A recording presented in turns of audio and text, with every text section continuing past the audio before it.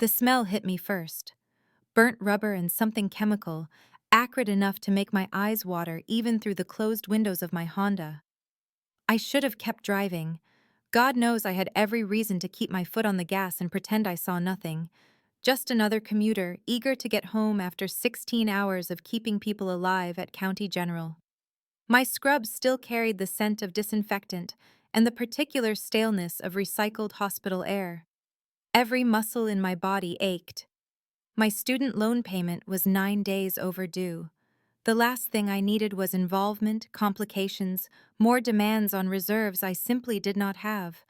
But my hands were already turning the wheel, pulling onto the shoulder before my exhausted brain could override the instinct that made me a nurse in the first place.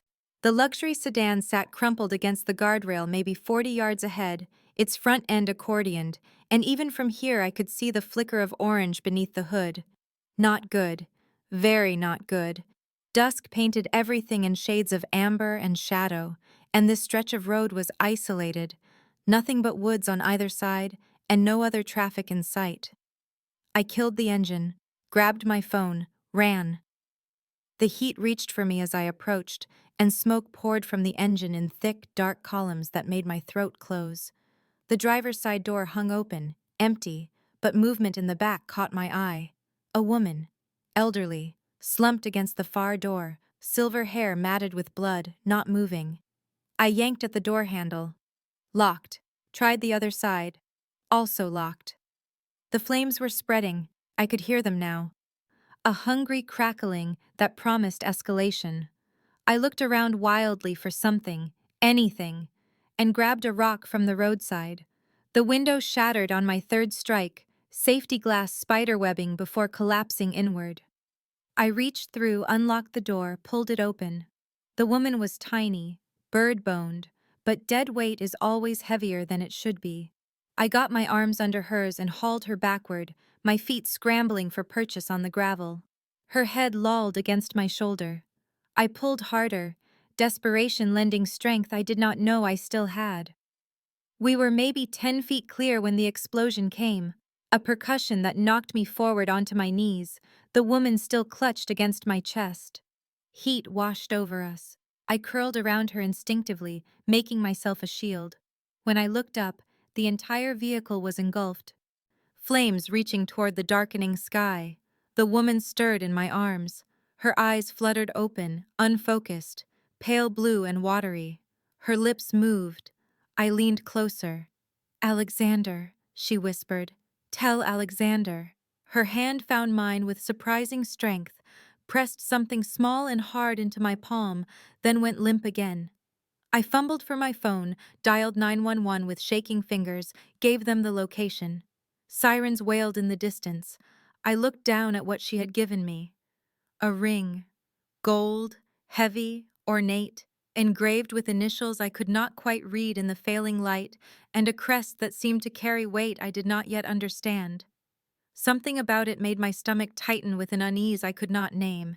Now please take a moment and subscribe to our channel and comment where you are watching from and what time is it.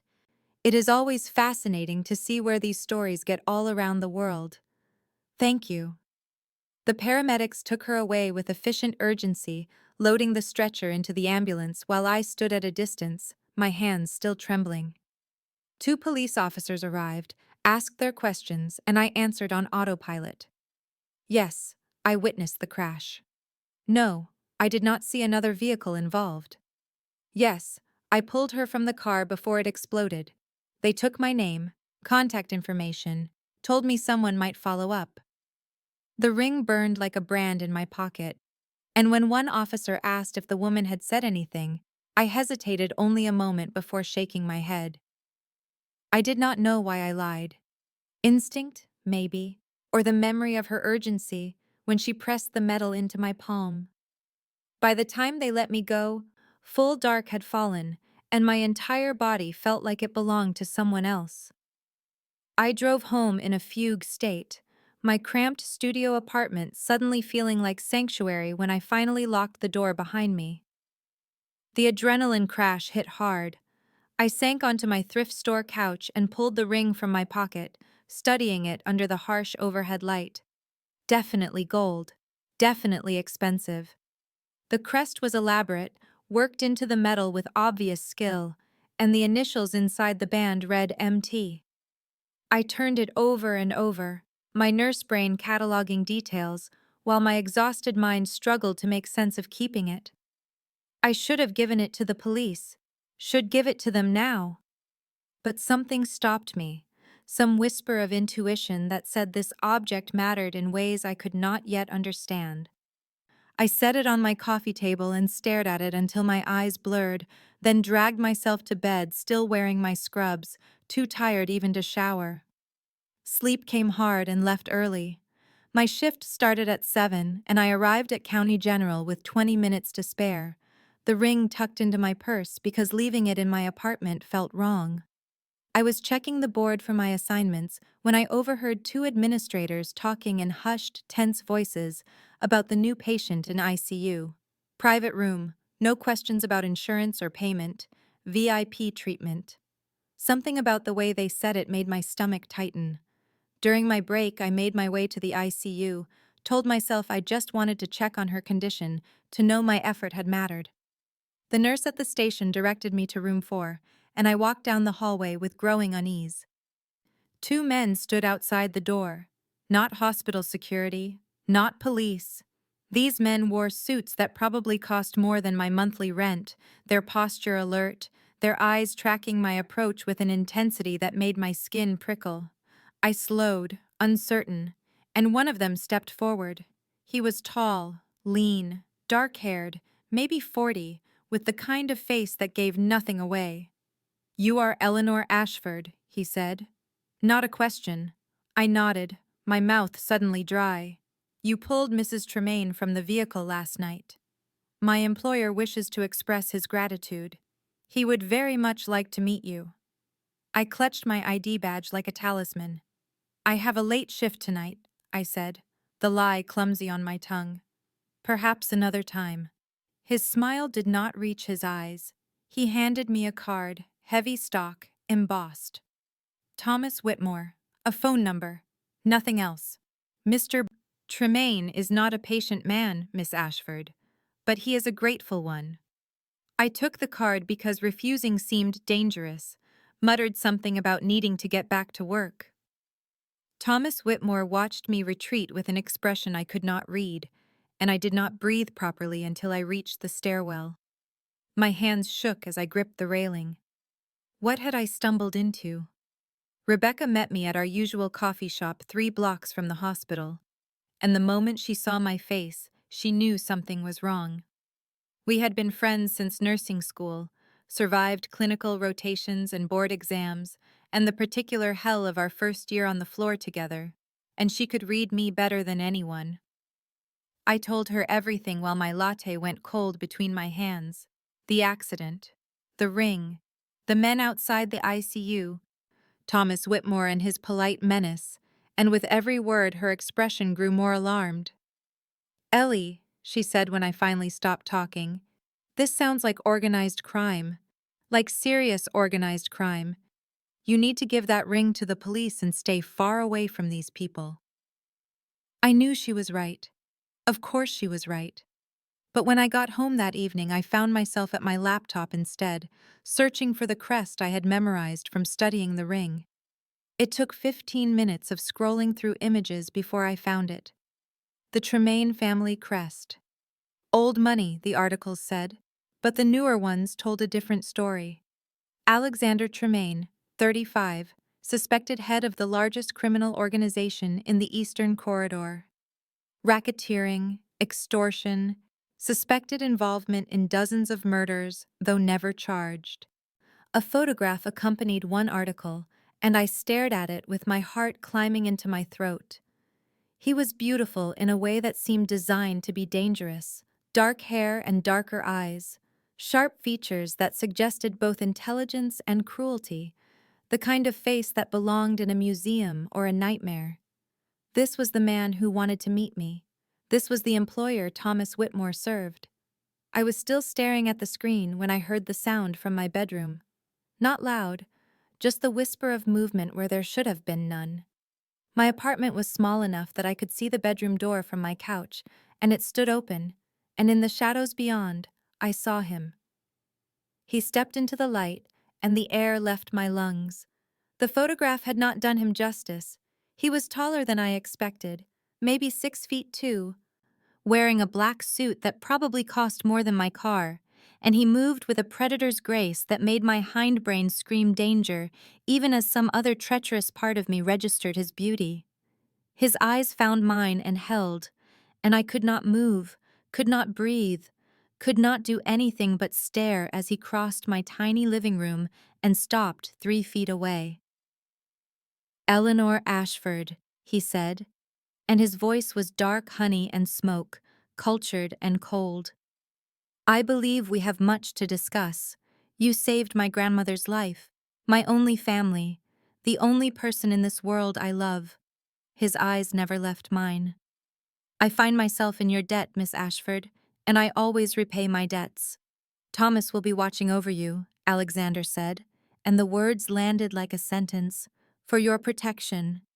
I found my voice finally, though it came out thinner than I wanted. "I do not need protection. I do not want any of this. I do not want criminals in my life." His expression did not change, but something flickered in those dark eyes, something that might have been amusement or might have been irritation. "What you want stopped being relevant the moment you pulled Martha from that car, Miss Ashford. The Colborns are a rival family, and they were responsible for the accident, an assassination attempt that failed because of you." He moved closer, and I fought the urge to step back. "They will know by now that Martha survived. They will know someone intervened, and they will eventually discover who." My stomach dropped. "You are saying they will come after me?" "I am saying they might, and I do not take chances with what belongs to me. You belong to me now, Eleanor. Through life debt, through blood, through the simple fact that I have decided you are under my protection." His possessiveness should have terrified me. It did terrify me. But beneath the fear was something else, something traitorous and unwelcome, that responded to the absolute certainty in his voice, the promise of safety wrapped in dangerous silk. "I do not belong to anyone," I managed, but the words sounded weak even to my own ears. He smiled then, and it was not a kind expression. "We will see. Thomas will remain outside your apartment. He will accompany you to work and home again. You will not be alone until I am satisfied the threat has passed. And when will that be? When the Colborns are no longer a problem."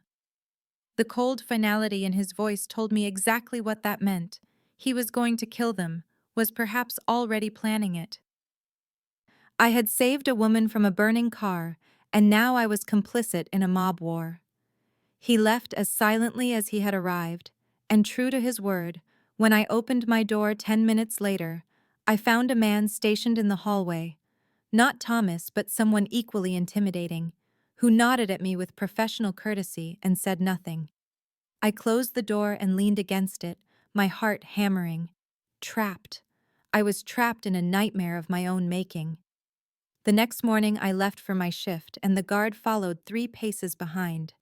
People stared. At the hospital I tried to lose him, but he simply waited in the lobby, patient and immovable. My coworkers asked questions I could not answer. During my lunch break, I checked my student loan account on my phone, something I did obsessively despite knowing exactly how much I owed. The balance was 0, paid in full. The blood drained from my face. I found Thomas in the lobby, his eyes tracking me as I approached. He stood smoothly, already knowing why I was there. "You had no right," I said, my voice shaking with fury. Mr. Tremayne felt differently. "This is manipulation. This is control. I did not ask for this." He considered me with those unreadable eyes. "You saved his grandmother's life. Did you expect him to do nothing?" "I expected to be left alone." Thomas almost smiled. "That was never going to happen. I need to see him. Now." "I will arrange it," he said, and something in his expression suggested this was exactly what Alexander Tremayne had wanted all along.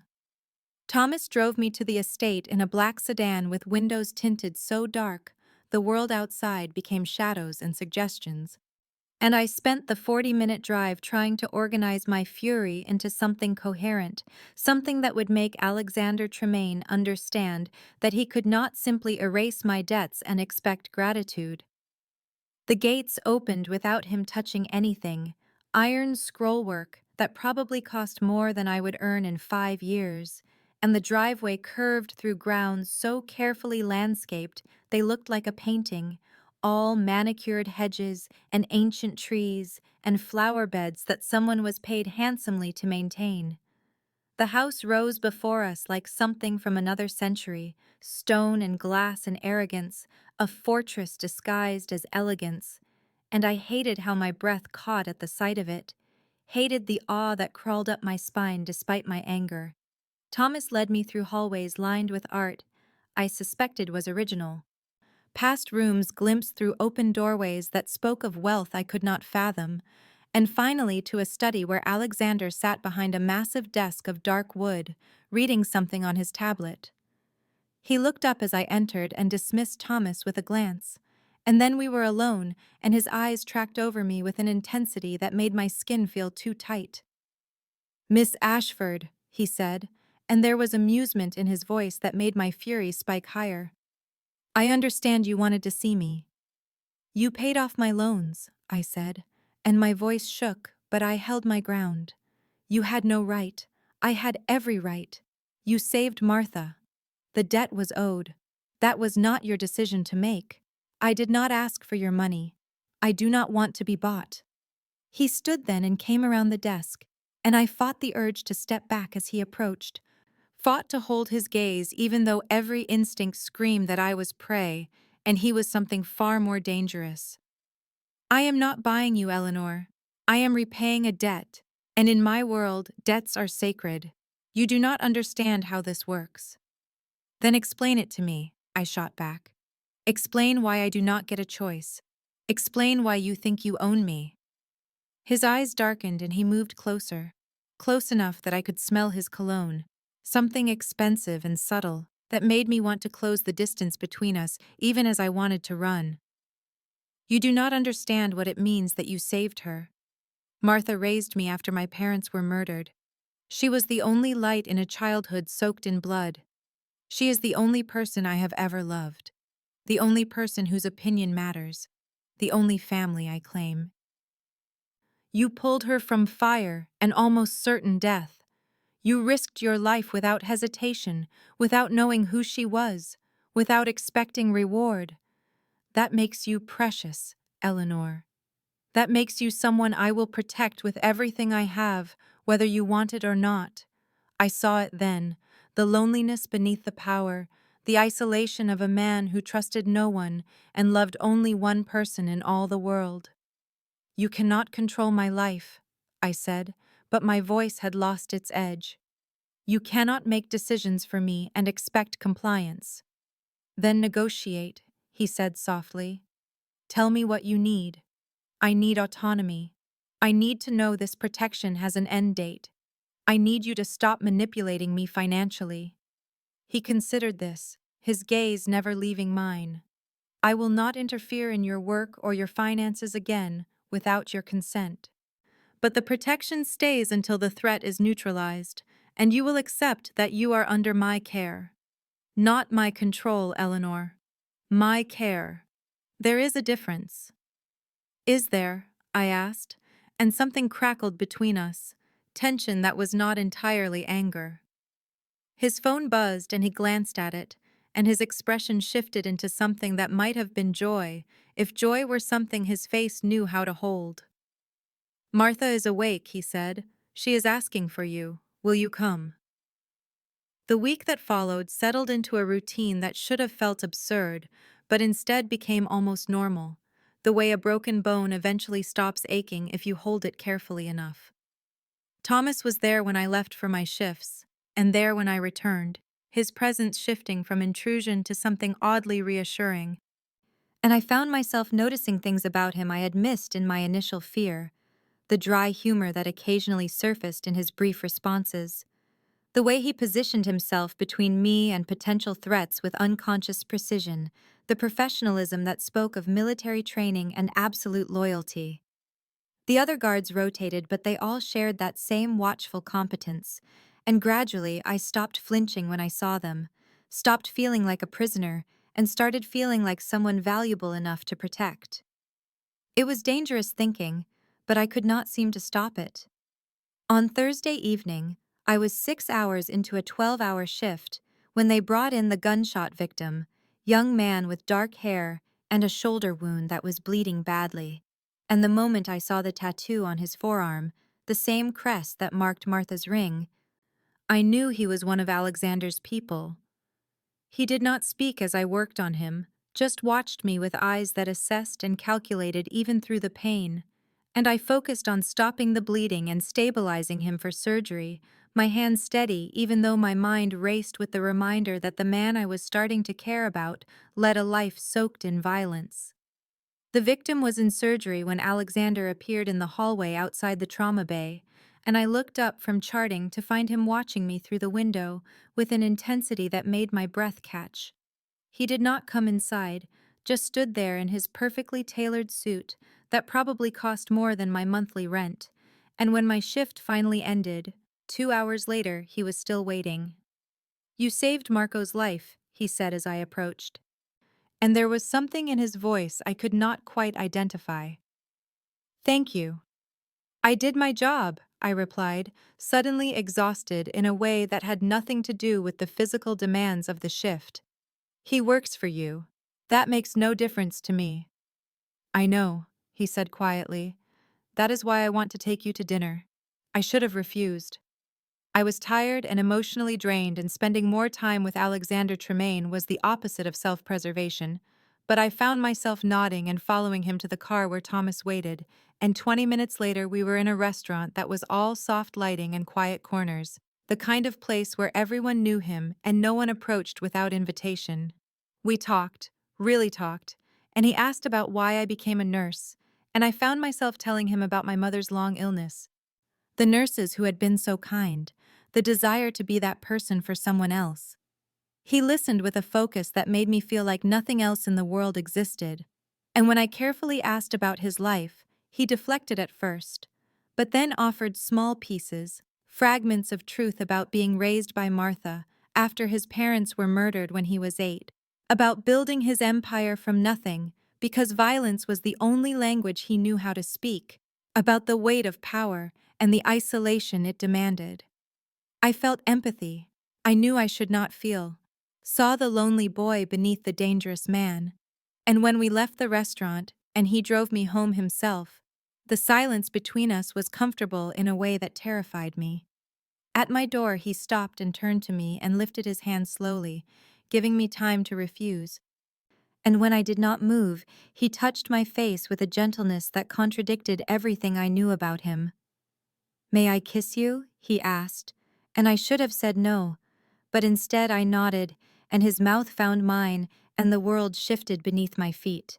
I pulled back from the kiss, as if his lips had burned me, panic flooding through my system, cold and chemical, and Alexander let me go immediately, but his eyes held mine with an intensity that promised this was not an ending but a beginning. "Good night, Eleanor," he said softly, and I fumbled with my keys and escaped inside and leaned against the door with my heart hammering so hard I thought it might crack my ribs. I could not sleep, could not stop replaying the feel of his mouth on mine, the gentleness of his touch, the way my entire body had responded to him despite every logical reason I should have run. This was insanity. He was a criminal, a man who commanded violence with a word, someone whose world I had no business entering, and yet I wanted him with an intensity that terrified me more than any threat he posed. Morning came without rest, and I dragged myself to the hospital, moving on autopilot through my shift, and Rebecca cornered me during lunch break with eyes too sharp and knowing. "You look like you did not sleep," she said. "What happened?" I told her, watching her face shift from concern to alarm as I described the dinner and the kiss and the feelings I could not seem to control. "Eleanor," she said. and her voice held the gentle firmness she used with patients in denial about their diagnoses. Falling for a mafia boss is suicide. You know this. I know, I whispered, but I cannot stop thinking about him.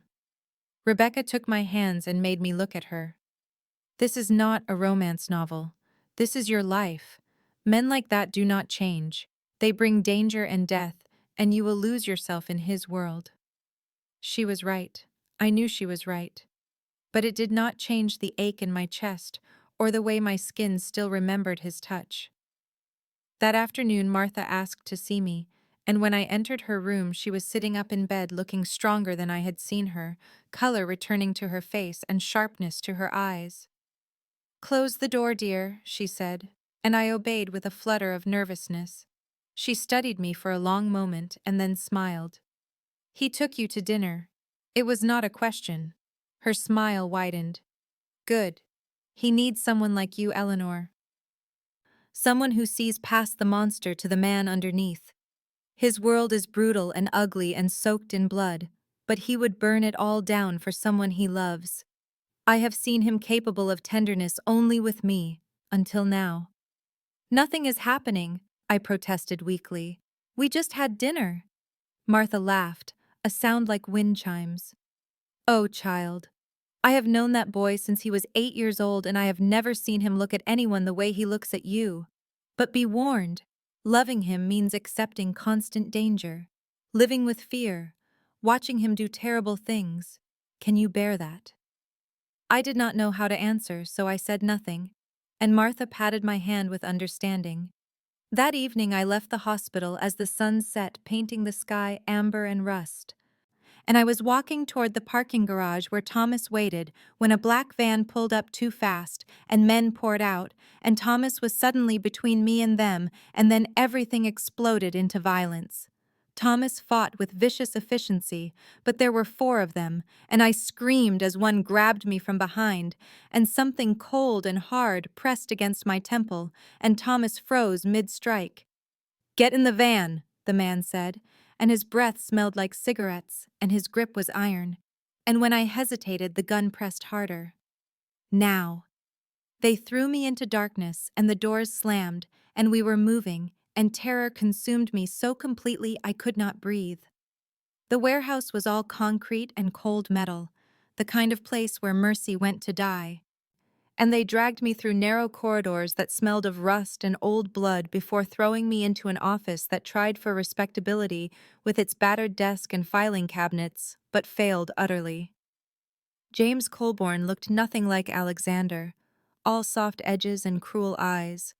A man who enjoyed inflicting pain rather than simply using it as a tool, and he studied me with the kind of assessment that made my skin crawl. "Tell me about Alexander's operations," he said conversationally, as if we were discussing the weather, "his vulnerabilities, where he keeps his money." "I do not know anything," I said, and my voice shook, but I kept my chin up. "I am just a nurse. He saved my life. That is all." Colborne laughed, and it was a sound like breaking glass.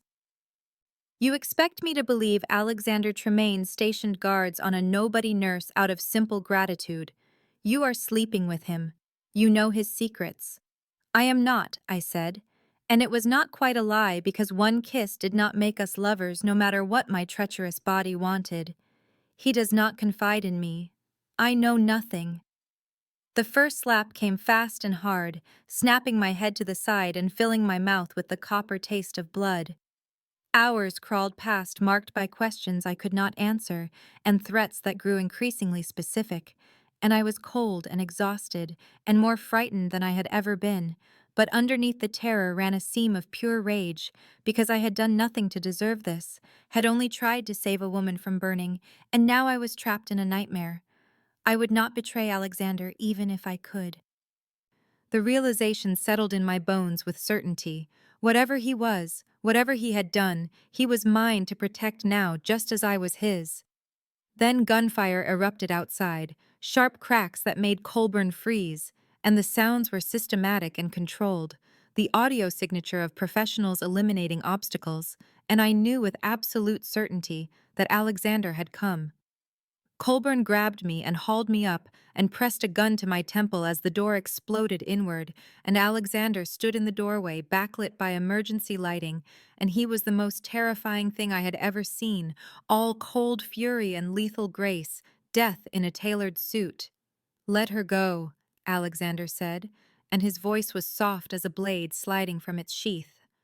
"We can negotiate."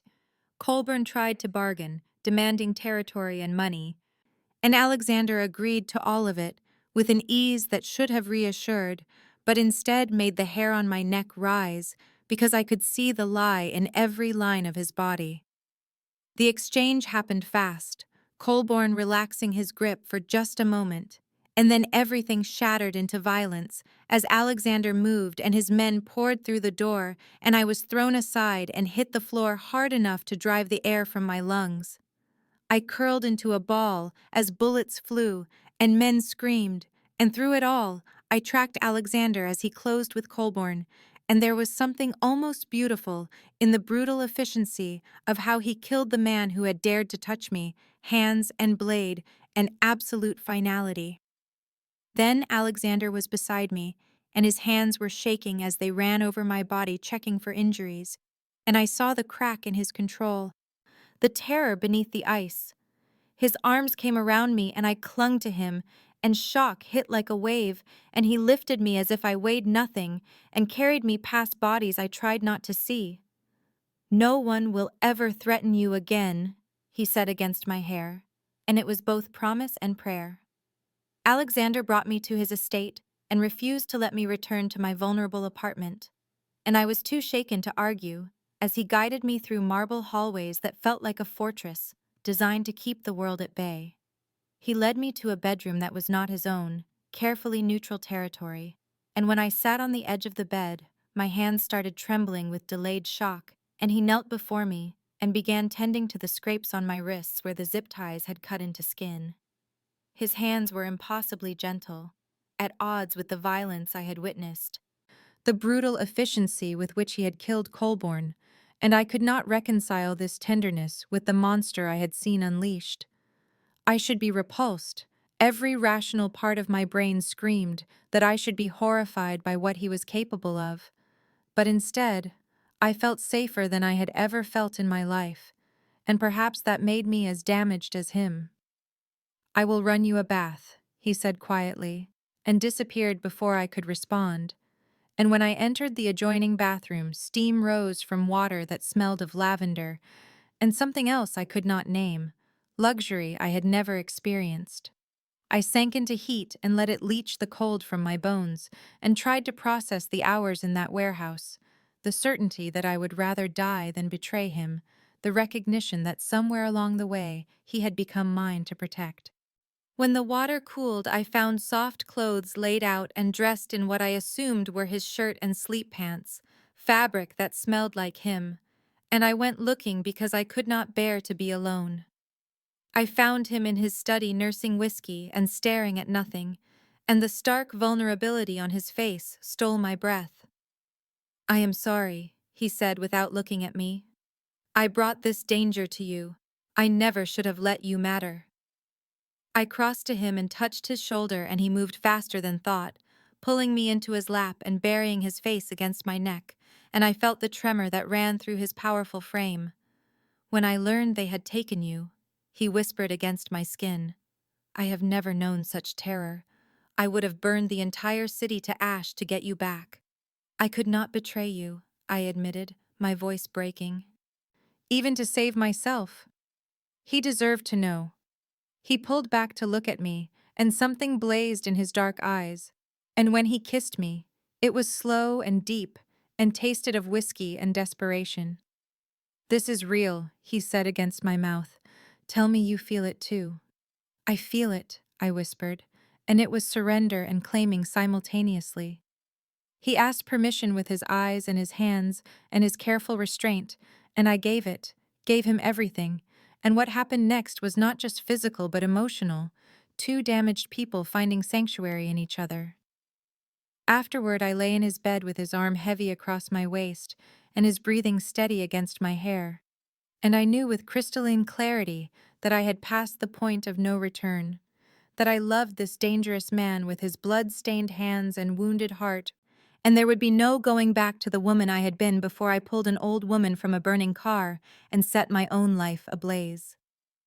I woke to the unfamiliar weight of his arm across my waist, possessive even in sleep, and morning light filtered through floor-to-ceiling windows that turned the bedroom into something golden and unreal. And for a long moment, I lay still and examined the choice I had made in the darkness, the irrevocable step of giving myself to a man whose hands had killed hours before, touching me with such devastating gentleness. Alexander stirred, and his arm tightened, and when his eyes opened, they were warm in a way I had never seen, unguarded in these first moments, before the day required him to be the ruthless man the world demanded. And he kissed my shoulder and my neck, and whispered good morning against my skin, like a prayer. We moved together with the slow inevitability of dawn, tenderness replacing last night's desperation. And afterward, he kept me close, as if afraid I might vanish, and I memorized the sound of his heartbeat beneath my ear and wondered how I had arrived in this impossible place. Breakfast appeared as if by magic, delivered by silent staff who did not meet my eyes, and we sat across from each other at a table that could have seated 20, and the domesticity of coffee and fruit felt surreal, layered over the violence and passion that had brought us here. He wanted me to move in completely, to abandon my shabby apartment and let him keep me safe within these fortress walls, and I understood the impulse, but I needed to hold on to some piece of my old life, some independence that meant I chose this rather than simply surrendering to inevitability. We negotiated like diplomats discussing territory. My work mattered, and I would not give it up. I would keep my apartment even if I rarely used it. Protection detail could continue, but I needed breathing room. And he yielded more than I expected, compromise from a man accustomed to absolute control. And I realized he was trying to give me what I needed, even as everything in him demanded he lock me away from all possible harm. Returning to the hospital after days away felt like surfacing from deep water. Colleagues asked careful questions about my absence, and I deflected with practiced ease. And when I checked on Martha during my break, she took one look at my face and knew everything. "Sit, child," she said with that knowing smile. And I obeyed because some commands transcend circumstance. "You have been with my grandson." It was not a question. Martha's blessing came with warning. His enemies would always exist, and life with him meant constant danger, but also fierce love and protection beyond measure. Could I accept that bargain? And I met her shrewd gaze and said yes, because there was no other answer possible anymore. That evening, Alexander picked me up from my shift and brought me back to the estate where Thomas and 3 other lieutenants waited for dinner, and I understood I was being presented to his inner circle for assessment. These hard men who had killed and bled for him studying me with calculation and skepticism. But I had survived Colborne and earned my place through fire, and by the end of the meal I saw grudging acceptance in their eyes. Recognition that I was part of Alexander's world now, whether they liked it or not. And he watched me navigate his people with satisfaction that burned like whiskey, his hand possessive on my lower back as he guided me through conversations about territory and business that should have horrified me, but instead felt like learning a new language, and I realized with clarity, both terrifying and exhilarating, that he was integrating me into every aspect of his life, that I was being woven into the fabric of his empire, and there would be no separation between the woman I had been and the woman I was becoming. Weeks passed and settled into a rhythm that should have felt impossible, but instead became my new normal. Days at the hospital saving lives, and nights at the estate with a man whose business was taking them. And I witnessed things that would have sent the old Eleanor running, but this version stayed and watched and tried to understand the complex code that governed his world. Alexander showed me the brutality when necessary, meetings where his voice went cold and men twice his age flinched, enforcement that was swift and merciless. But I also saw his protection of those loyal to him, bonuses for families of injured men, college funds for their children, a twisted honor system that meant something in a world without traditional morality. He showed me more of himself in stolen hours between crisis and obligation, childhood stories that explained the scars inside and out, parents murdered when he was 12 in a hit meant to end the Tremayne line, Martha raising him with love and impossible expectations, building his empire as survival because weakness meant death in his world. I became his confidant in ways I suspected no one else had been, the person he spoke to when the weight of blood and decision grew too heavy, and I understood Martha had been right, that he needed someone who saw past the monster to the man.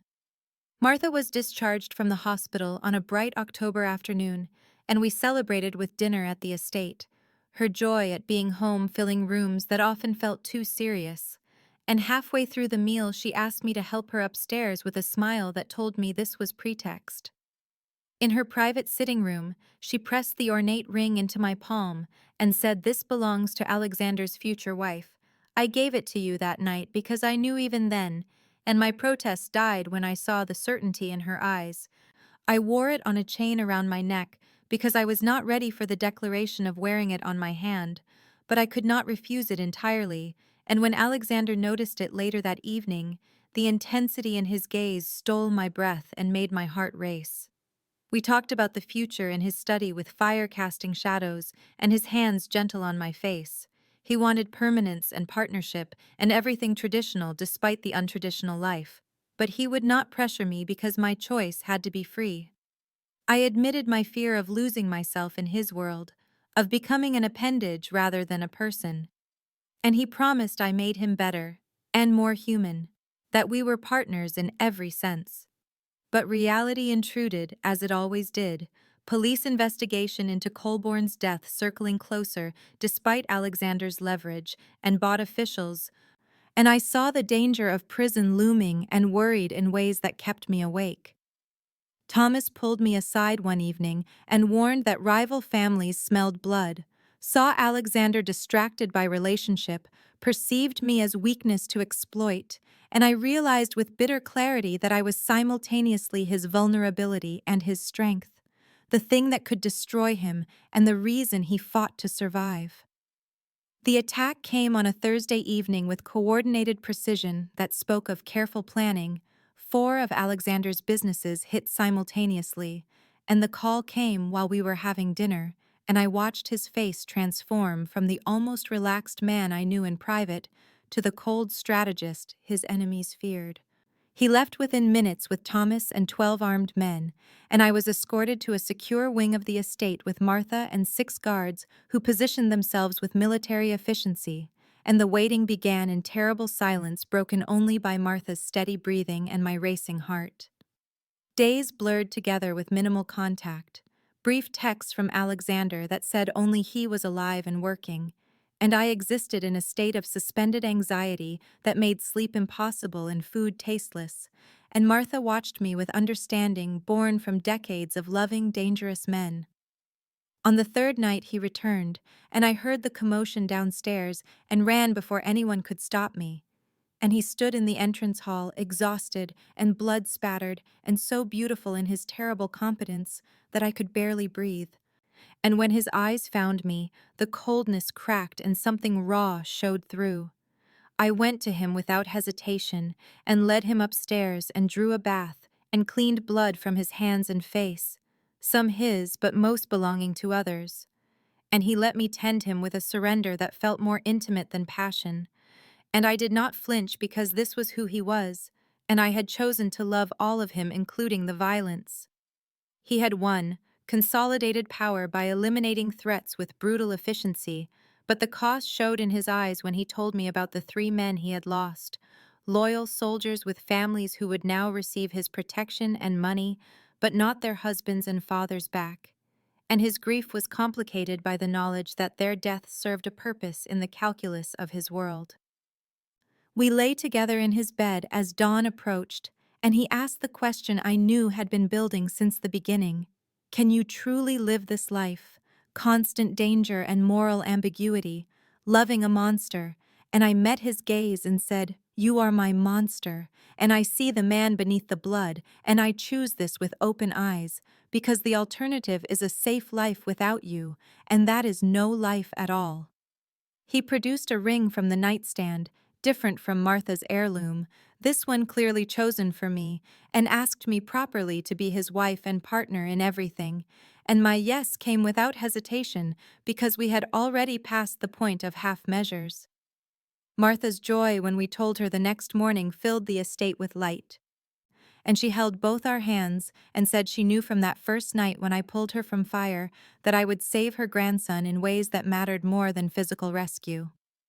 Weeks later, I stood in the hospital parking lot finishing my shift, the ring visible on my left hand catching autumn sunlight, and Alexander pulled up in the car he had bought me after I insisted on maintaining some independence, and the normalcy of him kissing me in greeting mixed seamlessly with the armed guard following at a discreet distance.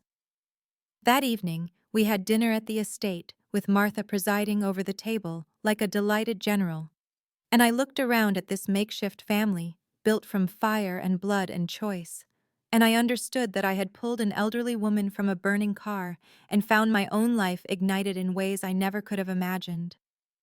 Fear transformed to trust, and stranger to lover, and ordinary existence to something extraordinary. And I belong to this dangerous world now, and to him, but more importantly to myself, stronger and braver for having walked through fire and chosen to stay in the heat. And whatever came next, we would face it together as we had faced everything else, with open eyes and joined hands, and love that had been forged in flame and could not be easily extinguished.